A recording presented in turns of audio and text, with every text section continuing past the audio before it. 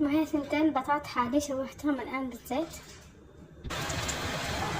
معي كوب ونص حليب، بعمل فوقه 2 دقيق، بحطه على النار. شوفوا الشيبس الآن بطلعه، أخذت تشويحة سريعة والحليب هنا على النار. طلعتهم من الزيت. شوفوا هنا عملت سبرجس باستخدام الزجاج البايركس، والبطاط فوقه، والدجاج هنا بعمل له شوية بهارات، بابريكا وتشايلي بودر وثوم بودر. وبعد ما بهرت الدجاج بحطهم على الدقيق بس شوية خفيف. والآن بعمل لهم تشويحة سريعة على النار بالزيت.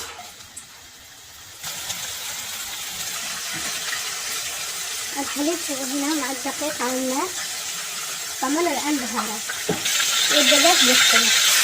هنا خلصت الدجاج، وهذا بعد ما عملت له بهارات وماجي بزيد له شوية حليب وأحطه فوق الدجاج. وشوفوا الآن بعد ما عملت الدجاج فوق البطاط بعمل الصوص اللي سويته. هذا الصوص، مسكب الصوص الآن. شوفوا الآن بعد ما عملت الصوص فوق الدجاج، الآن بدخل الفرن بدرجة حرارة 350 لمدة 20 دقيقة علشان يتسبكوا مع بعض. وهذا شكله أول ما خرج من الفرن.